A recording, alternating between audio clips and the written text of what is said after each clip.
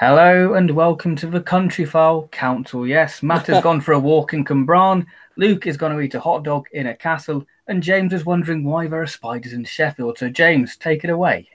Well, hello, I am your host for the evening. Matt is a little bit too tired for tonight, so me with my host experience for the Night Thoughts podcast, which will soon be returning with me and Ben, cheeky plug, I'll be taking over for tonight. So tonight's episode was, after last week's episode, we had like that really hard-hitting, wide drama. It was just kind of this, we're coming back to Sheffield and we're going to have a romp around with some spiders in Sheffield. And I think it's quite divided. I've saw quite a lot of positives on Twitter of people just liking this casual romp. But I think personally with us, there's a lot to be desired for.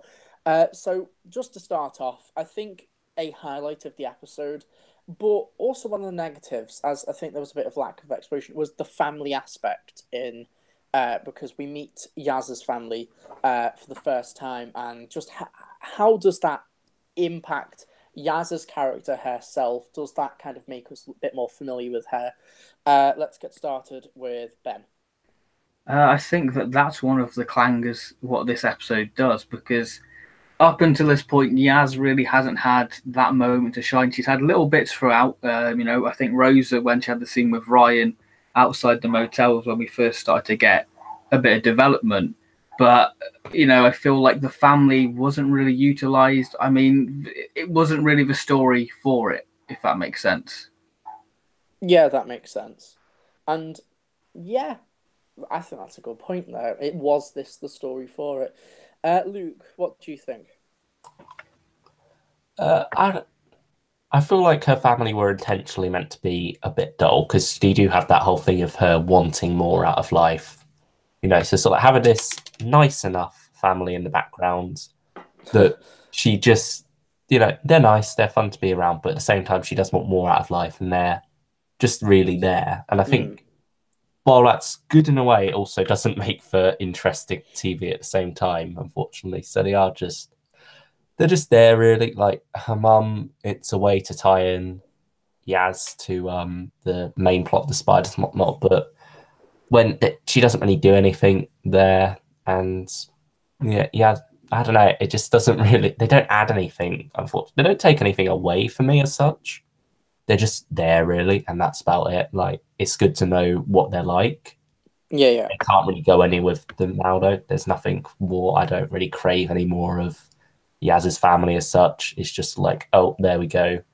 And I'm glad they saved it for this episode rather than throwing it into The Woman Who Fell to Earth as well. I feel like, it's nice that you don't have everything instantly being thrown at you and set up in the first episode, and then what's just going on with the rest of the season. I think it's nice that they've staggered that a little bit, but they're just there, really, aren't they? That's all we can really say. Yeah. I kind of think that that's an interesting point with what you said with they're good enough. I kind of disagree there, because RTD, I think, done family perfectly, and I think one of the most standout shots of this in all of series 1 is in Aliens of London, where it's the party and everybody's happy that Rose is back, but it's just that shot of Rose sitting on the couch and she's kind of slumped while Jackie is just like, "Oh, are you all right, love?" I think if you need to make a family likable but have this desire to explore, I think that the family themselves should be rarely likable and known, but it's the environment that needs to be shitty in a way, if that makes sense. I think this episode maybe done it backwards, because it kind of focused a lot on the environment. And, oh, Sheffield's great, isn't it? And then maybe there wasn't enough family stuff, because they were only really in the first act. Yeah. Do you think maybe there's too much family for Yaz? Could it just be one character, maybe having her live on her own with her dad or something? I feel like that'd be too similar to Graham then, and Ryan. If it was just the one. I really liked Jazz's sister. I thought she was quite a standout, and I really liked her dad as well. I think it was just the mum that was really underutilized. Yeah, And yet she that's was the one who was used the one who- most. Yeah, it's a bit like There should have always been more animosity between her and the Doctor. Hmm. I mean, just something more. There were moments, but it never really led to anything. Yeah. If that makes Yeah. sense. Do you kind of think this episode maybe should have been set a month after, like they leave? That way, it's kind of got that. You can Where has still she been retain this that. How did you meet the Doctor? And there's that animosity of, have you fucking kidnapped my daughter? I mean, I really like the idea what you said that they go back and it's before Grace dies. I think that would be an interesting thing to have done. Yeah, that I have to credit, just on record, Philip Hawkins for that idea. Fantastic chap, super nice. Gets these stellar reviews out every week, immediately, pretty much after episodes have aired. No idea how he does it because they're so crisp and clean. So yeah, that was his idea, and his idea was they land 6 months before they leave, and Grace is alive, so that way it adds that dilemma of time travel of we can just take her away and then land after that incident should happen. That way she would have never died, and then that way it adds some emotional meat to the story. I feel like that doesn't really maybe that could happen in a later episode, but for this episode, I'm not sure how well that works with the spiders and whatnot. That's fair enough. Yeah. That's fair enough. Maybe it just needed something else, I kind of think, with this story. So, with her family, did you have any favorite family members, or interesting moments with them? Because I think there were a few funny scenes. Yeah. I feel like the dad collecting all the rubbish and whatnot, so that nice little quirk there. I will admit, I didn't really see the point in that. Did I miss something there? It was the idea that the landfill was somehow that was underneath the hotel was somehow spilling out or something. I'm not sure how. That's one thing I don't get. Right, Because- you've got this yeah. chemical stuff. Why would you put it in your blooming kitchen? I This guess is you hazardous could. stuff. Why would you just go, just put it in the kitchen? Yeah, what I don't get, the hotel is implied to be in the middle of the city, while the spiders, where they've been noticed, are quite out in the city. It's really weird. I don't really see how they would have spilled out into where, I don't know, they live. I think that was a little bit of a weird plot point. Maybe They deal with something. it was the pheromones or something that they had on that was on the litter and whatnot. That's how they got to Yaz's place and everything, and that's how they got to that side. It was on the woman, wasn't it? Yeah. Because she worked in. But other than that, elsewhere, that was how it was a bit odd, how they spread it out. I think I liked that in a way, that the idea that there was this massive spider's web over Sheffield, because you did have the whole underground caves and whatnot, how they got around and everything. I liked that as well.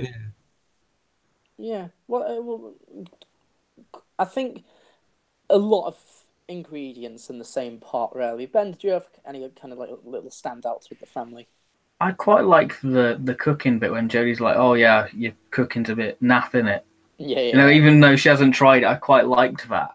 You're terrible. Oh, there was that 5-second scene, isn't there? And it's just been a bit long for a package. Also, when the dad and the sister are just sitting there on their own. You think they could have popped in and said, "Oh, we're off to wherever" or something, couldn't they? But oh well. The Doctor, I can understand being absent-minded and not, but surely Ryan would have gone, "Oh, they're making dinner for us. We should probably say something before we go." That's a good point. Oh well, that's a nitpick though. I really kind of like that banter with the sister. And there was that kind of natural. It was that line, and it was "Hope you don't crash," in that really smarmy kind of "Oh, hope you don't crash." I like that. That was really natural dialogue. Yeah. I really liked that. Our flaws, it's not the family that our flaws with, is it? It's the mum. Yeah. We like the mum. I think we like the dad and sister. It's the mum where the trouble comes in, really. Yeah, she's in there to establish the plot, but it's she's kind of following them around a little bit, isn't it? Yeah. It's most supporting characters though within this actual episode. Like I feel like they weren't really utilized well, like especially the scientist. I feel Yeah, like they weren't really used to their full potential. and we've got a That's section on side characters, but I think a character people were quite disappointed in was the villain. The villain in this episode was it, this guy called Robertson, and that is his only name. I looked in IMDb, it's just Robertson. Um, and he is this hotel chain owner, and he's got lots of other businesses. And for some reason, he wants to be president of the United States. This was kind of where I was thinking, oh, this is a bit of an obvious Trump allegory.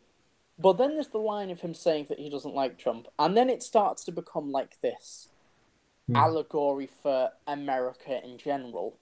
And then, but you've got all this all mixed in with like the family stuff and Graham's loss and the quirky ramp and the spiders and the scary aspect.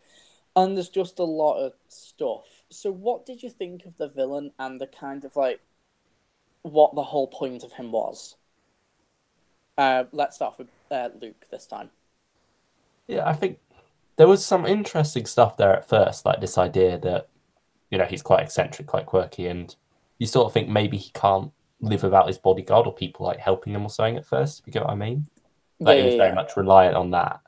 And you sort of like think, oh, maybe they're going to go somewhere with that where he sort of like starts to crack without that person there to help Well, he him. had a panic room, didn't he, as well? Yeah, exactly. Like, you have all that stuff, but then suddenly he's totally fine after that, and he's sort of like become sort of is like, as you said about the Trump allegory thing. He was that at first, and I think in a way it makes sense for him not to like Trump, just in the sense that, you know, if he's going to be running against him and whatnot. No, but there was that line. It was like, oh, don't mention that name. It's kind of like how everybody kind of acts. You know, that kind of it makes my skin crawl. I don't really think it was in that sense, because I don't think he's definitely not like going to be on the left, is he? He's definitely right. No, of course. I think it might just be more in a sense that, you know, Trump does hotels more as well and everything, so it would be in the sense that he's competition and whatnot. Yeah. So maybe there's just like bad blood. Well, obviously, this is a fictional character and a real life person, so it's a bit difficult to say. But maybe it was just a mix of viewpoints in a way, I guess.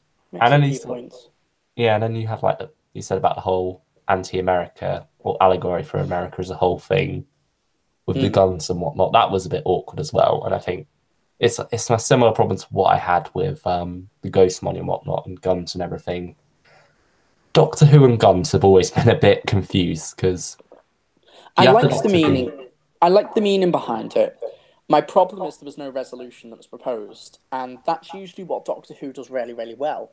And I feel that episode 2 they done a super job of, you know, going why guns are stupid and clumsy. You know, they literally show it, but it's almost like it kind of presents that the guy was right. And he shouldn't be right. I mean, like, they tried to have him be, like, bloodthirsty and whatnot in a sense. And so, obviously, it's not right that he killed the spider in that way. But at the same time, you know, he put the spider out of its misery, really. Like, they said about how it can't absorb enough oxygen and whatnot. It's suffocating. What he did, in a way, was humane. Like, and, you know, the doctor's idea of them just locking up the spiders and letting them eventually starve to death. Like, is that any better, really, than just shooting them dead? Yeah, like, it just seems to be like gun itself. Doctor Who just goes, oh no, we don't like guns.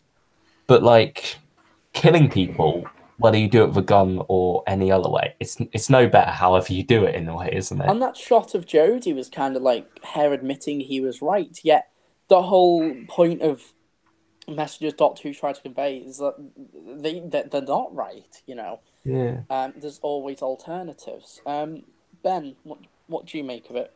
I mean, the first scene when he appears, you do feel like he's that Van Staten character, you know, talking to, was it his niece's, you know, fiance or whatever. Yeah. You know, like, look, like, sort it, you know, you've got an hour to sort it, you know, you felt like, yeah, that's Van Staten in a way. And going back to the Aliens of London thing, it did kind of feel like this is an evil version of Harriet Jones in a way, that she's going to be, you know, become a president or prime minister, whatever.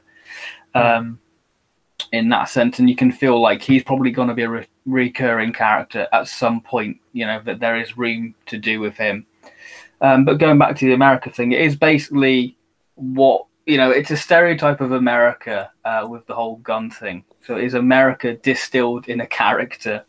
But that only comes in like in the final 15, 10 minutes, doesn't it, as well? Like the gun thing. Like obviously there was a gun earlier with the bodyguard, but I mean that's the thing, when he shuts the door with the little spiders, you think he would have had a few pop at the little ones as well.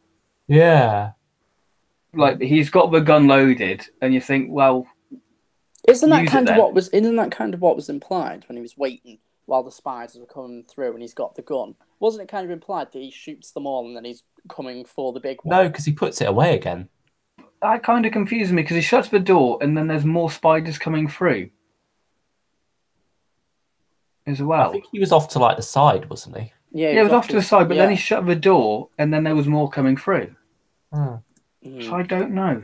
Like it was just really confusing in that way. The bolt, or I don't know. Yeah. Maybe that's a bit. You need a bit of a rewatch because I kind of like thought it was closed after that shot, and so everything flowed quite naturally. Because I remember like the door closing and then everything like spiders are all put away. Maybe that's kind of the confusing kind of like multi-shot pace of the story. But yeah, the villain, I think we can say less than spectacular. One of the highlights in this episode, the spiders.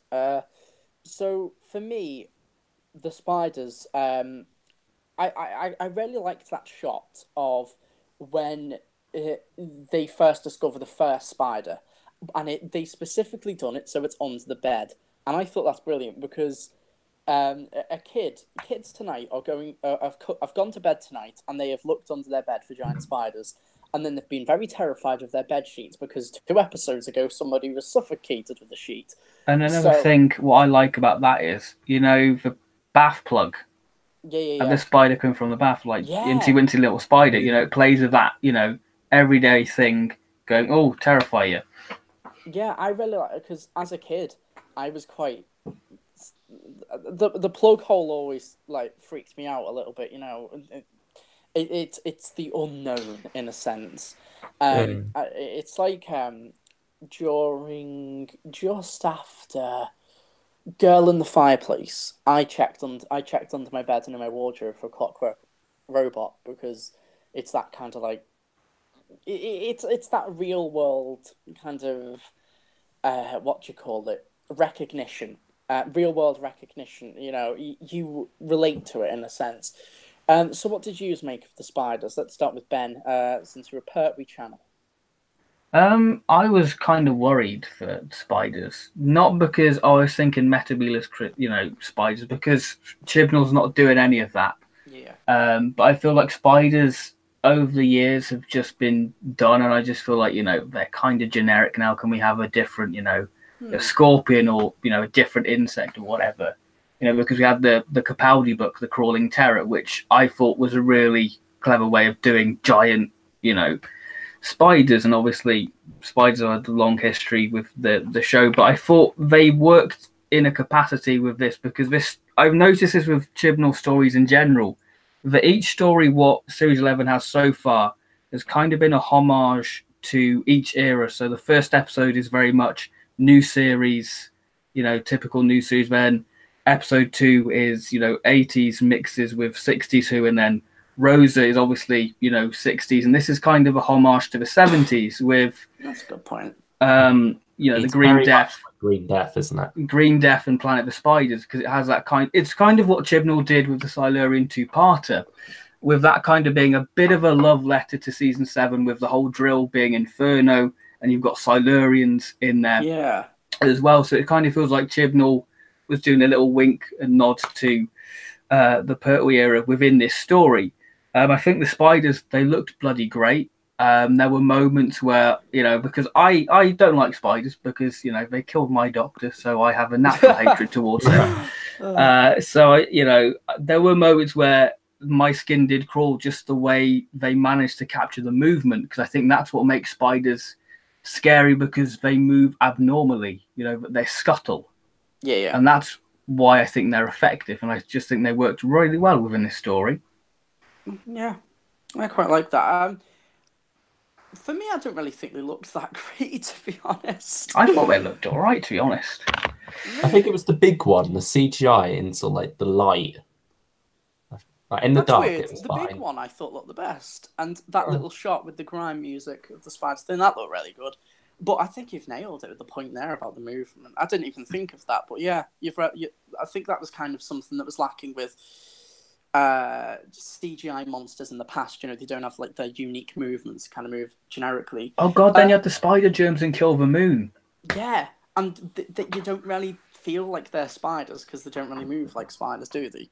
Yeah. One thing I want to talk to you about, Ben, I saw lots of people on Twitter talking about, I really hope it's the Great One. And I saw people like, oh, it should be in the Great One. And I even saw people saying, I really hope they reference Planet of the Spiders by the Doctor being scared of spiders in this episode. And I say completely no to all of that, because I wonder if you'll agree with me in this, Ben. The Doctor should not be scared of spiders beyond Planet of the Spiders, because the whole point of the Doctor going back to Metebelis 3 was him to face his fear, and that was what he says to Sarah, I faced my fear, and that's that Doctor's accomplishment. And it wasn't even the spiders he was afraid of, was it? It was more the fear of him being wrong and admitting that he was wrong, because he's a stubborn bugger, the Third Doctor. Yeah.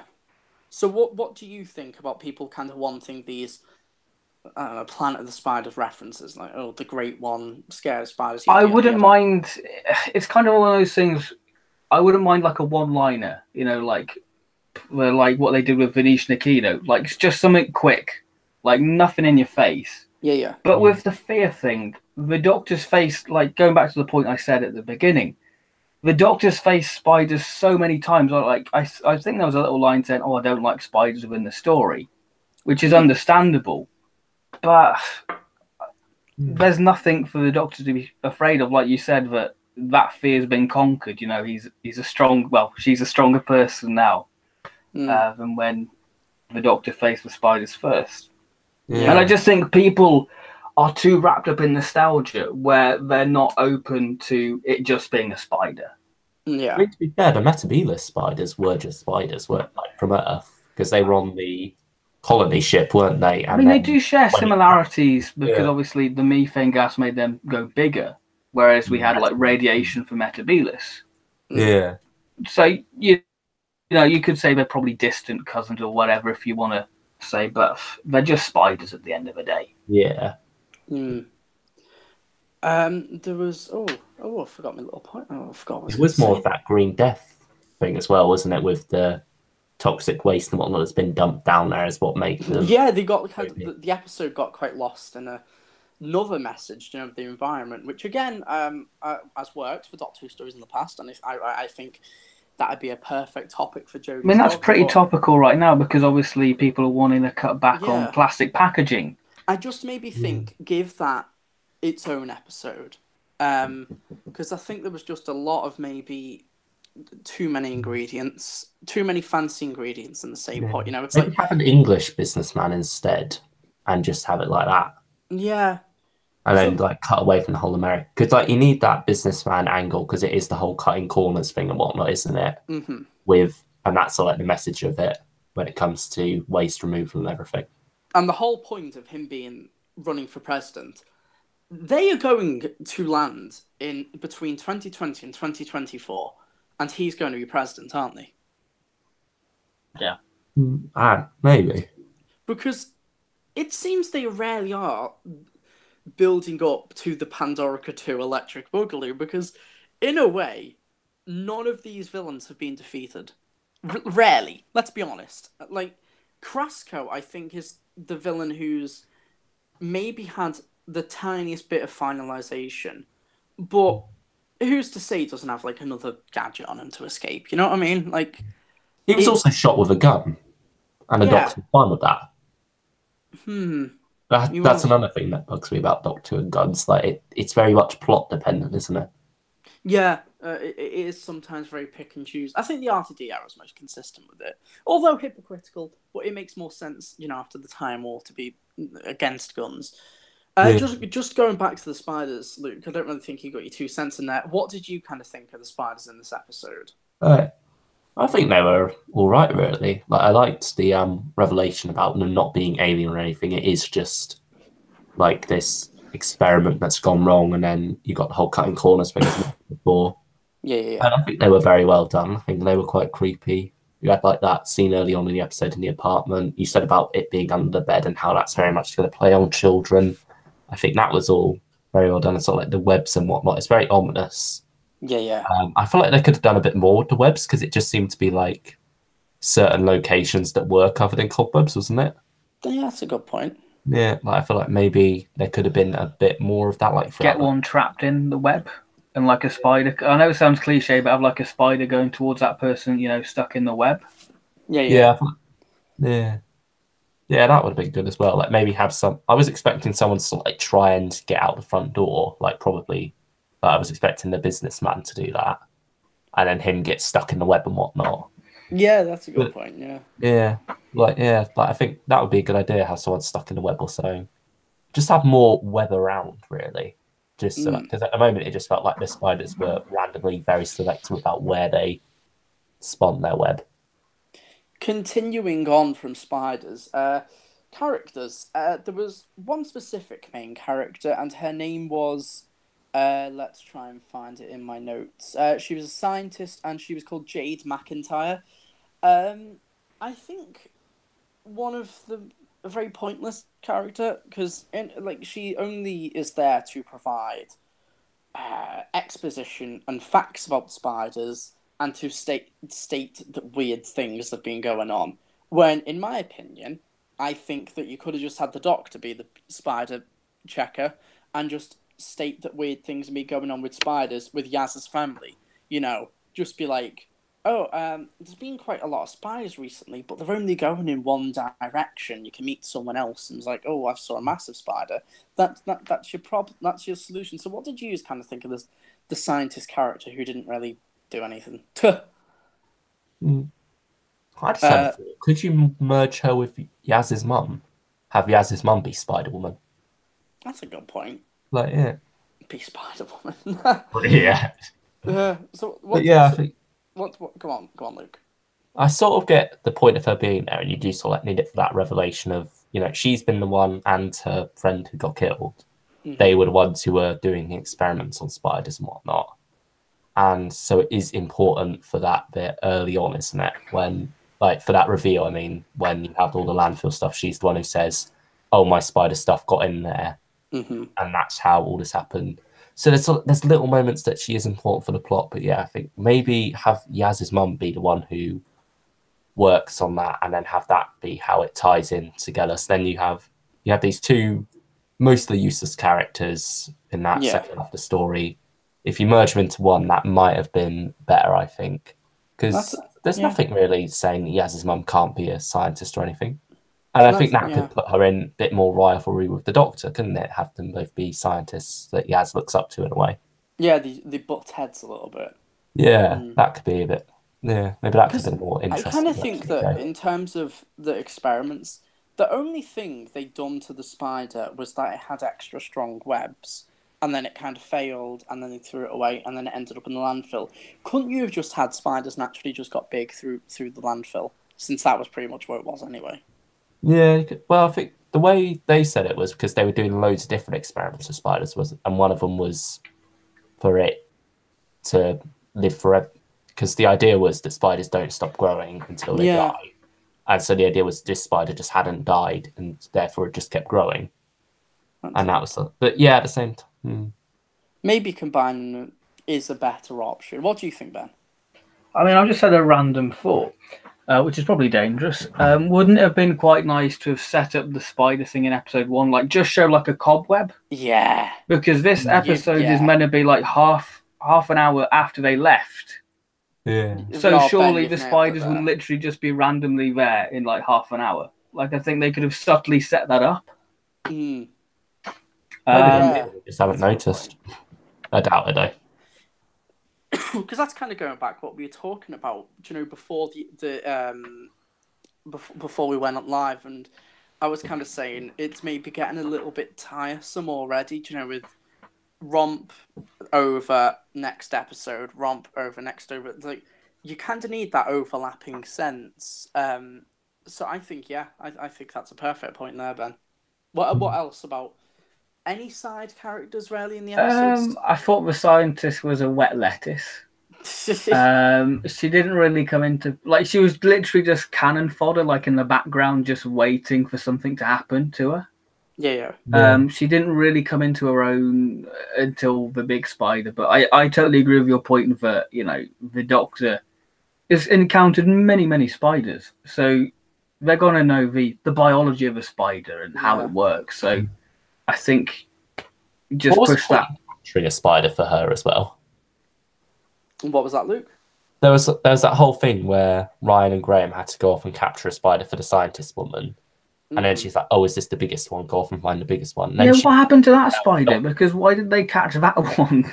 Yeah, and nothing really happened to that spider. It was for her to examine. She like saw something, went off to tell the Doctor, but never actually told the Doctor because then they come across the landfill. The more I think about it, the more holes this episode's got in it. Yeah. It has too much going on. Maybe it could follow the same thing with. I noticed this with Woman Who Fell to Earth. It's kind of designed for you to notice thing on rewatch, and already like I did notice like a little bit at the beginning. But yeah, I do agree there. It does feel a little bit disjointed to feel. I think it maybe would have been better if this was written by two people and Chris Chibnall kind of just done the character stuff, to be honest. Yeah, I feel like someone else could have probably handled the whole spider a lot better, couldn't they? I think that's why Rosa worked. Because you can tell the bits what Chibnall wrote, like the character moments, like the intimate bits. And they were all... and it complemented each other. It didn't feel disjointed. It just felt like it was just Chibnall's trademark, and you can notice that in just a natural way. It didn't take away anything. But I still have faith in Chibnall. I loved Woman Who Fell to Earth. I've loved this series so far. It's just we got a bit of a average story, unfortunately, halfway through. My worry with Chibnall is he has never written anything, well, at least for Doctor Who. I think there's some Tortured episodes that have got high praise, but with his Doctor Who episodes, there's never been anything that's like blown out of the water. Stephen Moffat and RTD both had their select few amazing episodes. With Chibnall, he's like very safe, isn't he, as a writer? Like it's always solid, entertaining, good watch, but never anything absolutely amazing like Midnight or Blink or anything like that. It's like he's just got the one formula, like build up, crap, 5 minutes to close it off. He does like to kind of have a lot of elements in the story. So Para 3, there's a lot of elements in that story that kind of come together, and then alien invasion at the end. Dinosaurs on a spaceship, a lot of elements in that story as well. So it kind of thinks that he likes to sink his claws into a lot of things, when I really think that his formula for Woman Who Fell to Earth was perfect, with just the focus on family, and maybe that's what this episode should have done. Focus on Yaz's family, Graham's loss, and in between that is a quirky romp around with spiders, yet that's also scary. Yeah. But even in Woman Who Fell to Earth, like with everything that's going on there, I feel like it worked better there because the focus was on the family and not on the alien plot. But when you look at that, there's like a lot of different things going on. Like first you have that weird whatever pod thing or whatever it was turn up, then suddenly that cracks open. From that you got another mystery. But you never really get satisfying answers to anything as such. Like then you've got the whole coil thing going on at the same time. It's like the put, you know, the stanza. Yeah. With that bit, it looks like they're coming back, so who knows? Yeah, maybe. Yeah. So I think it's fair to talk about standouts now, because there's a lot of really good things in this episode. You know, my review, I spent most of it, talking about the good things. What were some of your favourite parts, Ben? The TARDIS flying through the vortex, I thought that was absolutely beautiful, because it's not just one straight line of a vortex, but it kind of spirals off to other vortex, and I just think that shows, that time isn't, a fathomable thing. You can't, comprehend what it is. It shows the sheer scale of it, which I really do like within. And I've kind of talked about it already. Like, I quite liked that it's a kind of a little bit of a homage to the Pertwee era. And I think we've basically covered all my positives, really. Also, are we going on to negatives, positives, and negatives, or? We'll talk about negatives after this. Okay. But just expanding on your point about the vortex, it was really a nice hark back to Davison and Collins' intro, wasn't it, with that Starfield? Did you pick up on that? Yeah. And again, like that honeycomb kind of flying into these different vortexes in this big, wide open area, it kind of gets across why time travel is so fucking hard. Because if you think about it, the Doctor's coming out of that one, and then she'll immediately have to calculate which is the correct vortex to go through, and then pretty much hope that's the right one in that, 2-second amount of time. So I feel just that scenery design, I think that's done by John Smith, once again, beautiful. It really complements both the Doctor's intelligence, why they're one of the only few who can do this, and just how complex time travel is as a whole. I absolutely loved that. So it seems you're done with positives, Ben. So Luke? Yeah, I think it's just like little bits throughout the episodes, like some of the scenes with the spiders and whatnot. Like a lot of it in isolation works really well. Like I loved that bit where it builds up to the landfill and everything. That was very well shot there, where you've got everything that's below them. But yeah, like it's just loads of little good bits, I'd say. But as they come together, there's a lot of inconsistencies that throw it off quite a bit. So is that you done for your positives? Yeah, I think most of my positives, like I mentioned before, like the characters mostly were all right. Like the ones that we talked about that we didn't like as much. I think the stuff with Graham and his wife, that was okay, I guess. Yeah, I thought Like, I thought that was well done. Yeah. Like having him go home and whatnot, that was quite nice. It's really making Bradley Walsh the standout for me. Yeah. Like, especially at the last two episodes, like, especially the bus sequence, and then you've got this, and then you've got the ending of saying, look, please, grief takes time, and I don't want to be sat at home waiting for it to pass. I thought that was a really beautiful thing. Yeah. I feel like one of the things that I find odd that he didn't say there was that he could have said so, like, Grace would have wanted me to do this, not to sit at home sulking. Because I think very much what we learned about Grace's character in the first episode, she's very much encouraging Graham to enjoy adventure more, like take all these opportunities while he can. But in a way, doesn't that kind of show Bradley's progression as a character, that he doesn't need to say, this is what Grace would do? It's just inherently become immediately a part of him. Yeah, but yeah, true. But at the same time, I feel like it should have been, maybe not like this is what Grace would have done, but this is what Grace would have wanted. Like just something there. That's a good, yeah. But yeah, but at the same time, I feel like what he did say worked well enough. And yeah. I will admit, I did laugh at quite a few of the jokes in this episode. It was quite funny, yeah. I think maybe it should have had that focus on comedy. Yeah, maybe that could have worked. Like the whole that Ed Sheeran scene, I will admit I laughed at that. I did find that amusing. And moving into my standouts, I think a really funny bit was the grime music. Because when I think that's just such a unique thing to present in an episode, and you have no idea how long I've really wanted a scene of Jodie reacting to like really hard rap music, because her reaction to it I thought was just hilarious with her big goofy smile. Like, yeah, this is great. The song Stormzy know me from, I found that out. So it's Doctor Who getting back into the mainstream, with their audiences and just being like, we're pretty cool. I think it took them time to find a song like that didn't have any swearing in it. I think so. I think Stormzy doesn't really have much. Yeah, Stormzy doesn't really have much swearing because I think he does kind of know he has a lot of a young audience and stuff. He's Yeah. he's a cool guy. So maybe it's from Chibnall's personal playlist. Who knows? Well, he does like his pop music, doesn't he? Because you've had like Uprising, then you have like Glorious. I just think that's probably his little playlist, isn't it? Yeah. Yeah. And I think what was really genius about the scene was that it worked as in-universe music, but it also worked as a soundtrack to what was going on, and it was quite funny seeing the spiders bobbling along to the beat. That was really well done. What are the positives? Because I think that was great, and that gave Ryan something to do as well. And I think Ryan is my favorite out of the lot. I really love Ryan. I feel like structure I quite like as well. Like the way it all does build up to that bit in the landfill. It's after that it slips apart for me.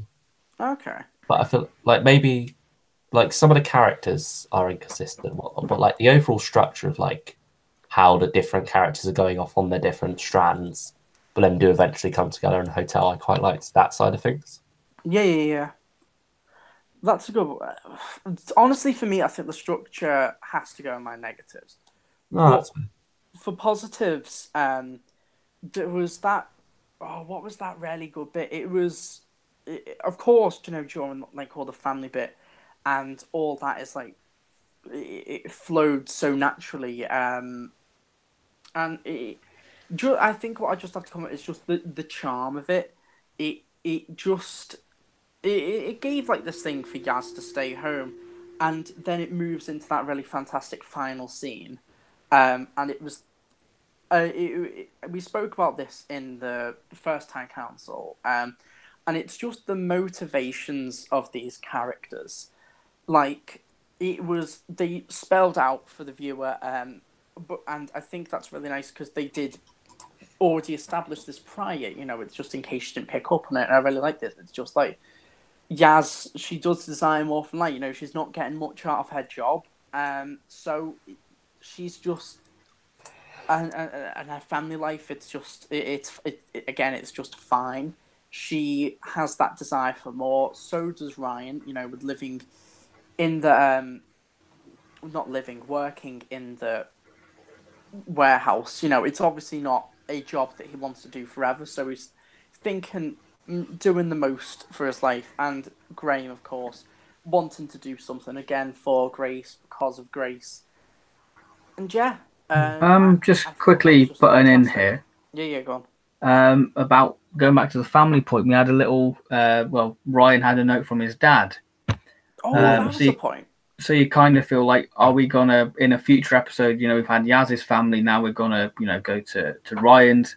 And I thought it was quite a nice scene between, Graham and Ryan, because you feel like Ryan is starting to accept Graham. Said, "Oh, proper family." Oh, I don't like that term. So I feel like, Ryan is starting to warm to good old Graham.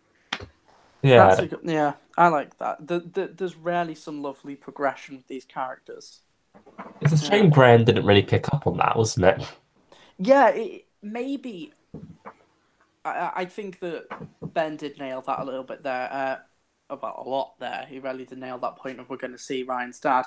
Yeah, it did kind of get a little bit bulldozed over, but I think Chibnall's smart.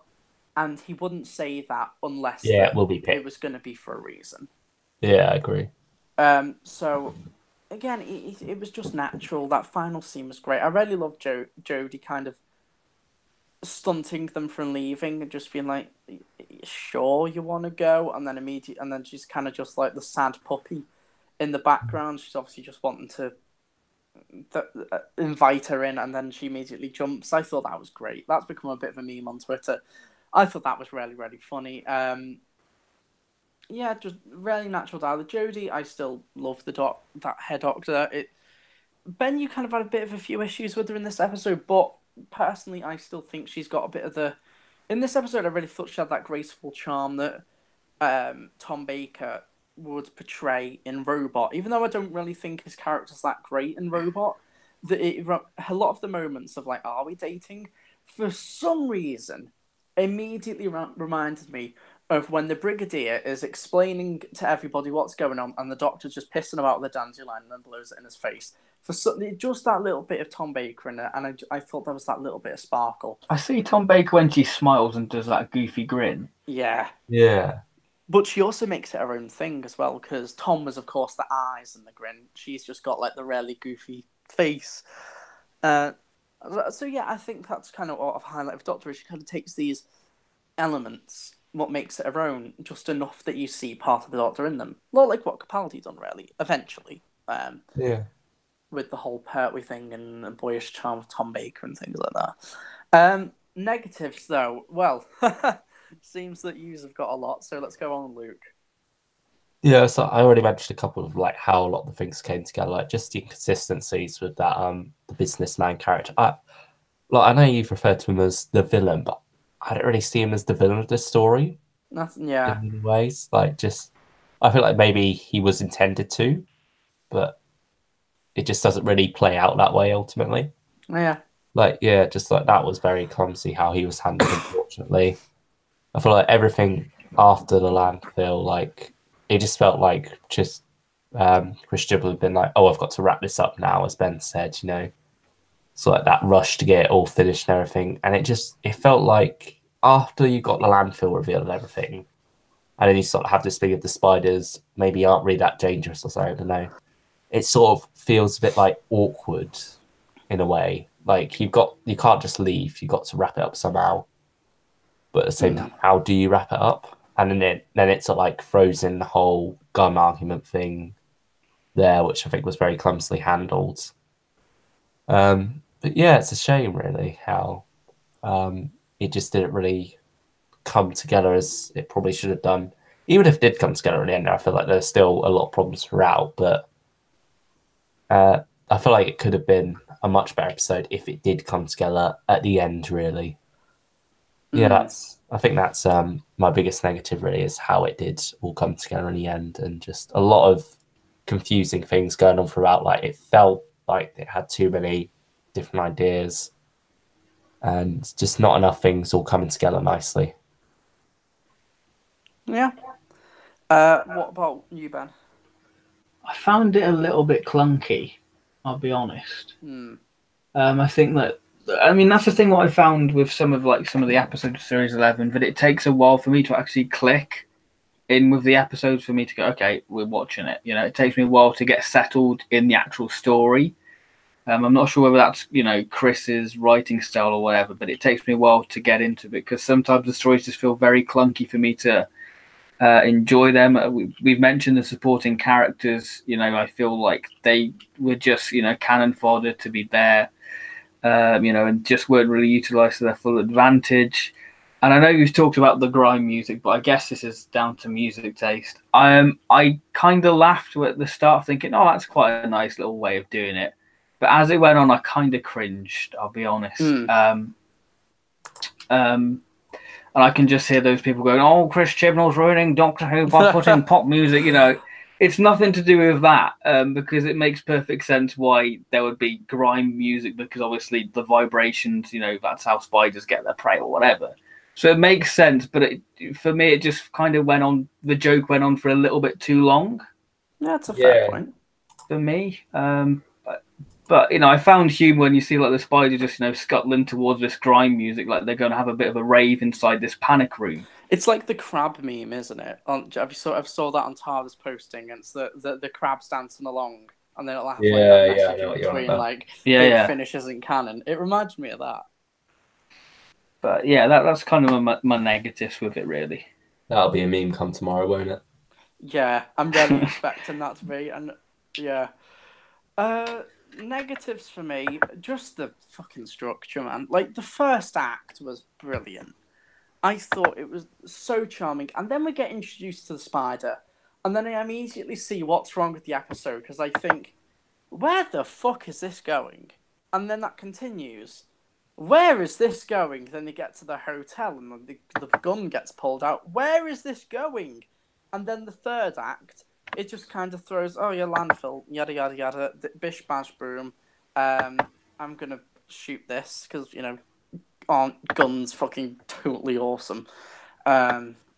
It was just weird, really weird. Like he was very he was wrong about the gun because obviously he didn't know it was dying. He was just an asshole and just shot it because he was a dick. It just was like they were trying to convey a lot of things in this for this to be relevant. Again, do you know what? I didn't like the Ed Sheeran joke, I'll admit. I thought that really dated this episode. Yeah, I thought it probably would. I laugh. It's one of those things that I did laugh at it, but at the same time I can see it not. You could use an argument with Trump or the music within this series as well. Yeah. Oh, well, okay, I think Stormzy is at the height what Britney Spears was back in 2005. And that I feel that the Britney Spears music and End of the World has possibly been... God help the Americans, because they won't know who Stormzy is. Oh, yeah. I think he is rare. I think he's mostly popular in the UK, but he does have this American following. But I think that Back to the End of the World, that is one of the most finely aged, wine jokes Doctor Who's ever done. Because it's that nostalgia, and it just makes sense because they call it classical music. It works so well. So maybe in 10 years, this scene will be a bit of that nostalgia, what we have for the Britney Spears joke and the music of 2005. So I guess that's something. But that was the far future. Yeah, and that in a way. But again, this story was set in the now, wasn't it? Again, true. I think Doctor Who is completely fine when it uses pop music, but I still think End of the World still done it the best because I think that joke was just superb. I have this. This is such a weird nitpick. Do you kind of hate it whenever I don't know, when Doctor Who maybe delves a little bit too much into politics for the sake of it? If you kind of get me? Yeah, I get you. It's like they're playing into the criticisms what people have for this series. Mm. PC gone mad. It feels like it's falling into that trap. I don't feel like it's PC gone mad in this episode, though. Oh, yeah. I feel like he's just bringing it up, but not actually doing anything with it. Exactly. Luke's just nailed my point in there.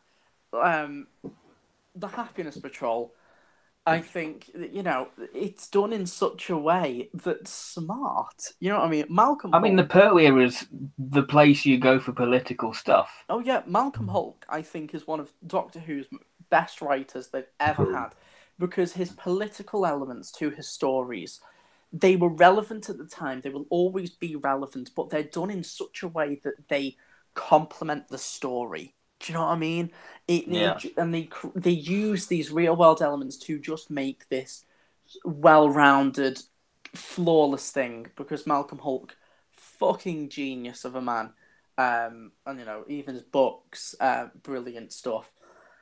While I kind of think maybe if Doctor Who mentions maybe current political affairs, it won't have that relevance in the future, I guess. Yeah. You mean the Zygon two-parter? Yeah, the Zygon two. Yeah, you don't want to go back to the Zygon two-parter. Yeah, I feel like what it had here, the whole thing of cutting corners in business to get the landfill in there, I feel like that's stuff that will always be relevant in a way. Oh, yeah. But it's just they don't do anything with it. Yeah, it's just there, really. It's all of these things could make some great Doctor Who episodes, yet they throw them in the same episode, and it just makes me really disappointed because I was really looking forward to the episode and I'm loving the series so far. So this has been a weird podcast because it feels weird kind of criticizing this series for me because I've had virtually no criticisms with this series so far. So maybe this was kind of that blowout episode, so we're going to try and make this relevant, and then the rest will be these our good episodes. You can be. I don't feel like this is a bad episode. I feel like I enjoyed watching it. Yeah, it does just have a lot of flaws. I think the problem I have with it's always going to be a clanger after Rosa. Whatever came after Rosa, it wasn't going to be as good as that. Yeah. I feel like also on the topic of politics, I can easily see people looking at this and going, oh, well, it's a white businessman. Obviously, he's going to be bad. Oh, yeah, and the whole... dicks. Yeah. there. That's just looking into the politics too much there. No, I agree. Because Politics, people are that's going to just- react to it like that. It's just, you know, people will react to that, and I think that, you know, just shut the fuck up. Like, Yeah. how am I trying to Tiresome at this articulate point. this? It's just such a tiresome argument, and it's just you're virtually getting just no validity out of it. It's like, here's my right, Rosa. Everybody was kind of saying that. Oh, of course, like the white people in the episode were all assholes. Yeah, 'cause it's 1955 Alabama. What the fuck do you expect? Like, this guy, all he is, and all you can criticize him for in this story is just being a poorly written, made possible allegory that got just mixed up, and it's a lot of things being thrown into the pot. That's literally all he was, and I think this is maybe why this is our shortest High Council for this series so far, because there's just, unfortunately, wasn't a lot to this episode. Yeah. I'm really looking forward to Saxon 07's review of this. So I kind of have this final point, and it's kind of the series structure so far. Do you think maybe it would be time to put in a storyline? Because it's pretty obvious they're having one, because, you know, the Timeless Child reference, which may or may not be something, but they're just setting up like these little things, you know, the Stenzar and stuff like that. Do you kind of think maybe we need to get more grounded into a goal, I would say, for this series, rather than just these adventure romps, Ben? I've kind of got 2 points with it, really. I feel like episode 1 and the start of episode 2 handled it well, like maybe like a cliffhanger. Well, not necessarily a cliffhanger, but something what links and leads into the next story. Just so it flows a bit more in that way. And I feel, and I do miss my pre-title sequence, because it kind of gets you pumped and ready for it, because it just feels like Chibnall is playing to that streaming sort of audience, you know, that skip an intro, you know, and whatever, so you can just go straight into that thing. And I kind of miss cliffhangers. So, and I think this is a problem what we've had with this series so far, is that the stories need either an extra 10 minutes or whatever, and especially this episode, like, there's so many elements going on within it. It does need maybe another 10 minutes or maybe another episode just to further those points and really get the message what Chibnall's trying to get across. Yeah. With it. And I think a story arc, there was promise at the beginning, wasn't there, with like the Stenza and whatever. So you think, whether that's going to be like a, you know, whether that was Chibnall just going, this is a little link from last week. But you do feel like they were set up to be this big bad, because obviously you had the whole research facility, you know, a planet being, you know, purged by them. That was it, Angstrom. You know, wife got killed by them and her family's in hiding. So there is something going on with the Stenza. Where are they? I know we're not even halfway through this series, but surely there's got to be a few more little inklings towards them for us to go, okay, something is brewing. I think that's all I've got to say, really. But I think that the story, we need some cliffhangers, you know? I do want a cliffhanger. Yeah, and because again, like, we are acting like, you know, this episode was bad, but it wasn't. I think we've just had such incredible quality so far, and, you know, especially like last week's, and, you know, just like the references to just Doctor Who's old style of storytelling, you know, the whole way episode 2 was structured, and I loved Woman Who Fell to Earth. So it's like, as soon as we get kind of like this average story, it's like, no, it's not good enough. But it stands out, doesn't it? Yeah. And that's the reason. It's like the outlier. Yeah. And yeah, maybe Chibbers might just work best with a co-writer. So Luke, what do you kind of think now we're nearing halfway to the series? Do you kind of think you're kind of losing a bit of the plot with it? I think I'm fine with it, because the characters have been set up well enough that I do want to enjoy more adventures with them and see them develop further. And I think that is where Chibnall's strength is as a writer. So I think that should be what he really sticks with in terms of that. But it just needs, I think each episode just needs to be good, really. Like just strong and enjoyable and characters at the same time. If you have that, you don't need like an overall series arc, really. Because in Doctor Who, I feel like a lot of the time it hasn't worked, unfortunately. And the whole thing with the Stenzar that you mentioned, I couldn't give a shit about the Stenzar, to be honest. I did not think they were interesting enough to continue on with. In a way, it was nice to have that like connection in episodes 2, especially with the whole thing of them killing Graham's wife and Angstrom's wife. But I can't really see them going anywhere interesting, to be honest. Like I think it is an arc. It's just going to be them invading Earth, and I don't know. I think for Graham, it would be quite interesting for him to face with Stenzer again, because I think that it'd be a bit more, you killed my wife, so, you're going to pay for this. Yeah. Even then, they didn't really kill his wife. His wife was just stupid climbing up the thing and fell off. Yeah, but he isn't going to say that, is he? Yeah, he's going to blame it on the scenario where it happened. Yeah, obviously. Yeah, the Stenzar are ultimately responsible. Because I really like the Stenzar, and I think like one Stenzar caused enough havoc. What the fuck's like this Independence Day invasion gonna happen? You know what I mean? It could be like this Independence Day kind of like scenario, and there'll be a lot of weight to that. Do you know what I mean? Unless it's Jodie's last, I'm not sure how story. you could do that as a like strong arc though throughout the series. Like, I mean, if you did have that as the finale, like the Stenzar have invaded Earth, like say if you remove the Ghost Monument connection, how will that really affect it at all? Say if the Ghost Monument just didn't involve the Stenzar and it was like a different alien species testing. No, I liked how I think it added an impact to it. I think it really added like this. Does that really count as an arc if it is just going to lead up to an invasion at the end? It's more just going to be a sequel, isn't it, to The Woman Who Fell to Earth than an actual arc running throughout the series, I feel, if that's what what do you think would be all right to have it loop round? But I don't know, I just feel like teasing the Stenzar throughout the series wouldn't really work as such. It would just feel awkward. Like, I think, James has disappeared suddenly. But yeah, I'll just continue. Oh shit, I crashed there, sorry. Yeah. Yeah, I was just saying, it was a bit... I just feel like it would be a bit awkward if it was in every single episode. I think it worked for the second episode, how they fit in, but for Rosa and Arachnids in the UK, I can't see how they could reasonably fit in it.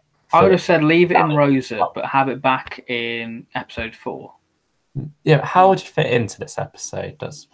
Would it just feel like a clunk of all the Stenzar? No, I think maybe because there's the whole thing about post-credit scenes. You can't do that on telly. Maybe just kind of a scene at the end of each one. Do you know what I mean? Not each one, like every kind of other one of maybe this invasion being built up. Then it's not pretty so much like arc. Series 8. But I think there's a lot more juice to this than, who is this person going to be that everybody knows it's going to be the Master, but hope isn't. I'm not. I think I'm not that fussed about Stenzar. I think the only reason I'm kind of thinking about this kind of like solidarity episode format is we know nothing about next week's episode. Usually that's a good thing, but we've had an inkling so far of like what every episode is approximately about. Do you know what I mean? Yeah. And I just think next week, I hope it's just not a runaround again. I just want a bit more meat. You know what I mean? Yeah, I agree. I feel like maybe this format could work better if it's like the classic series where it is, say, just for the series we have 5 two-parters. Therefore, we sort of have that cliffhanger, and everything does sort of build around that in a way. And then you have the stories be a bit more fleshed out. Maybe not 5 two-parters, but just some two-parters I think would be good at this point. It kind of leaves that midpoint break. Yeah. You know what I mean? Like, you've had the standalone, then you have that mid-break for the series. Like a two-parter there, and then you carry on, and then you've got the big finale at the end. Yeah, I agree. But, I think that like it's just like you've cut the format down, nice solid 10 episodes. This episode, while it was good, watchable, it just kind of feels like what maybe Knock Knock was. Do you know what I mean? In terms of just filler. yeah, like looking back to what this episode's sort of similar to in the RTD era would be Aliens in London and World War Three. That is very much a contained story, isn't it? There's nothing really that. A bit like the Lazarus Experiment as well, in a way. Yeah, I think that's a better example. Lazarus Experiment. Maybe, but yeah, just sort of like going back because it's a two-parter. I'm sort of like gonna go on this point of Aliens in London, World War Three. Despite that being contained in terms of what it is, it works better as a two-parter. It has that more epic feel to it because it has more time to flesh things out, build up things a lot more, and therefore, sort of like that threat that could have been, it could work as a one-parter in the sense that you could have this like rushed threat, but it does work a lot better as a two-parter. And I feel like this episode maybe could have been similar to that, if you know what I mean. Like, it's not something that affects the series overall. It doesn't tie into any arc or anything, but just because it's a two-parter, it suddenly has a lot more weight to it, has a lot more meat to it. You have a lot more you can explore in that time. And I think, that's what that story was, Aliens in London, World War Three. That's what this story could have been if extended out, maybe, if you get what I mean. And then, like Aliens in London did, elements that can kind of be ongoing. A bit like how Aliens in London, it carried on that kind of tension between Mickey and Rose into Boomtown. And then, of course, like Margaret came back and things. Yeah.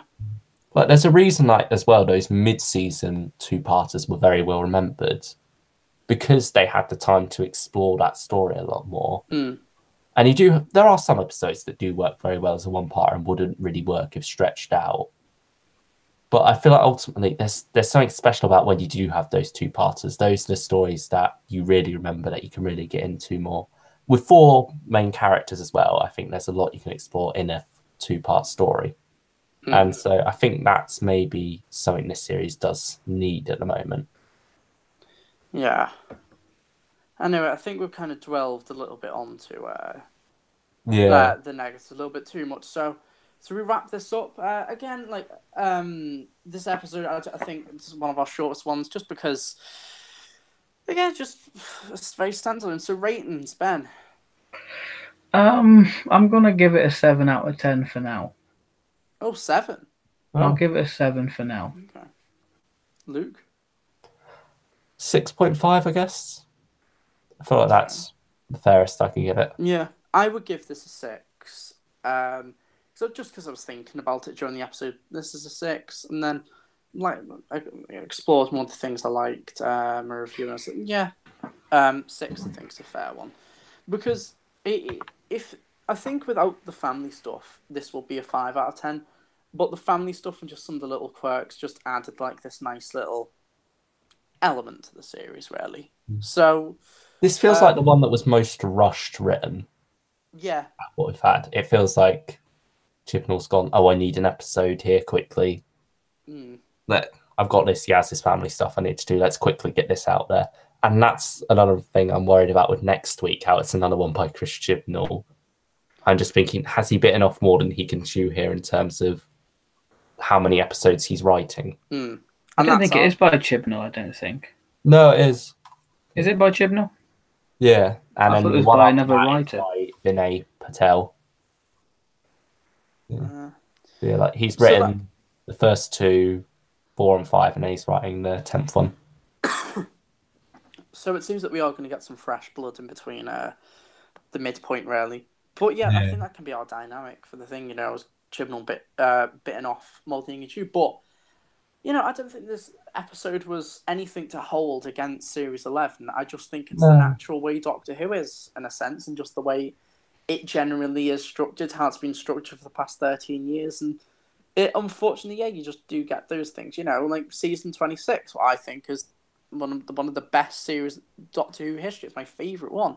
Battlefield, it's kind of that little bit of a, but it's still good. Season 12 has Revenge of the Cybermen. Season 13, so on and so on. They had, like, these episodes that maybe could be considered a bit of a clunk. always happens with Doctor Who. I don't think it's something to be worried about. Next week could be stellar. Who knows? Yeah. I'm intrigued by next week because I watched both the trailers, and Christ, they are keeping the cards close to their chest. But I'm worried that in that, like, Arachnids in the UK as well, keep the cards close to the chest, and so quite a few episodes this series. I think this episode hyped itself up a lot. Because all over social media and Twitter, they were really hyping this episode up, like BBC America doing like tweets about spiders and stuff like that and teasing them. Yeah, it just seemed it was like kind of. I think it's because it was around Halloween as well, so you think, oh, this is going to be really creepy. It was even covered DWM as well. Yeah, a lot of hype, but who knows? Any thoughts before we go off the air then? I was just like continuing on from what I said before about it being written by Chris Chibnall and him thinking, oh, I've got to quickly write this one. I think in a way that is the strength of having other writers in there as well, and hopefully that will shine through in the second half of the series.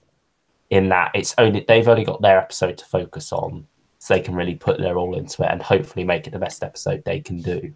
Whereas with Chris Chibnall writing this one on his own and it not really tying into an arc or anything, it almost feels like he can just do whatever with it, if you get what I mean. Like, he doesn't quite have the enthusiasm to really grab it by the just grab it and make it the best it can be. Whereas with Woman Who Fell to Earth, that's the opener, you know, he's got to really make that a good one. Same with Ghost Monument, that's sort of like continuing on a bit. But here it's sort of like, and next week as well, I'm worried it's at the point where he is just writing a standalone story, but doesn't really have the enthusiasm to do that when he's writing the series as a whole, if you get what I'm saying. Yeah. So I feel like when it comes to the finale, hopefully he'll write a solid one to end off on. But for this week, I feel like maybe he phoned it in a little bit, just used his classic formula, didn't quite explore everything as well as he should have done. And I'm worried that next week is going to be just more of the same of that. Just enjoyable stuff, but not great. Hopefully I'll be proven wrong. What about you, Ben? I don't know. I'm just like you. I'm kind of worried that it's going to be a runaround because, you know, from the trailers, what we've seen, it's just Jodie running from explosion. There's going to be a catastrophe. You know, it does feel like a generic Doctor Who story, but, you know, every, you know, story in Doctor Who looks generic until you actually watch it. Yeah. But it's one of those things, when I read DWM, there's nothing what really grabs you by the story because Chibnall's so close, and I feel like this could be a little bit of a downfall for Chibnall with him keeping stuff a little bit too guarded to his chest, you know, by him holding too much information. Yeah. I feel like that's going to be, you know, a very interesting thing to look back on, you know, whether this was the right choice, because I'm enjoying not knowing anything about the series, but I feel like when we're getting closer to the transmission date, you can start to trickle more information instead of going, right, you can wait until the episode airs.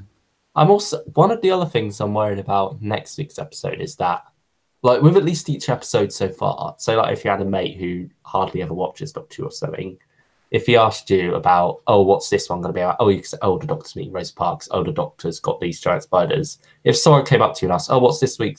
If you like said, oh, do you want to watch Doctor Who this week? And they're like, I don't know, what's it about? You'll be like, I have no fucking. It's on a hospital thing and there's explosions. Like each episode so far has had that like grab, like that one. It's got a bit of a tagline, hasn't it? This upcoming episode, it doesn't have that, so that's why I'm just baffled by it, I guess. It's got the interesting premise of them waking up in hospital, which is a nice contrast to the, oh, we're going to go on to the universe and let me smash him like at the end of this one.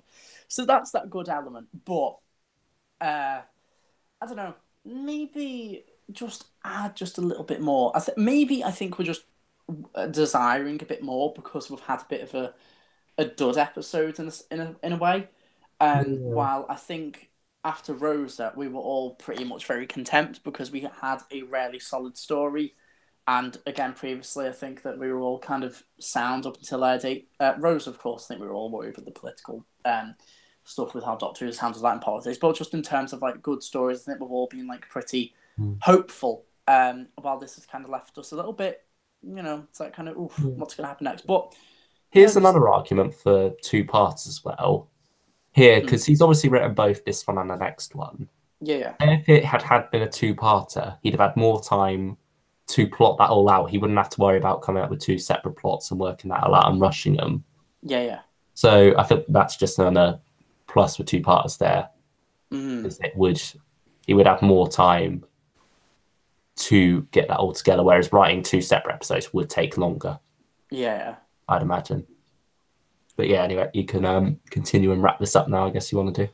Yeah, I guess it is time to wrap this up. Do you know what?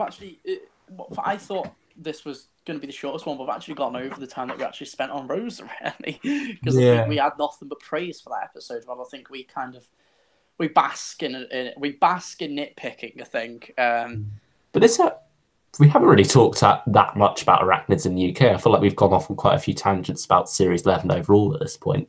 Yeah. But anyway, yeah, of course, I think that does happen with, self-reflection. But yeah, thank you all for watching. This was Whovian Council 61. Jesus Christ. We've done a lot of these. 61. That's a lot. Yeah, so thank you all for watching. Hopefully we will soon be on Matt's channel, Scarmanders Productions, when he gets that sorted out. So, yeah, other than that, maybe for the foreseeable future we'll be here on Pertwee Smith 11. So, be sure you subscribe to both channels. Subscribe to TARDIS Guy 123, which is Luke. Subscribe to Joe Reviews, to me. And yeah, thank you all very much for watching. And we will see you next week with the something conundrum. I'm not Tuna. Okay. The conundrum is how to say its name. Yeah, we'll just say the conundrum. Have fun, have a good week, and we'll see you next week. Bye-bye. Bye.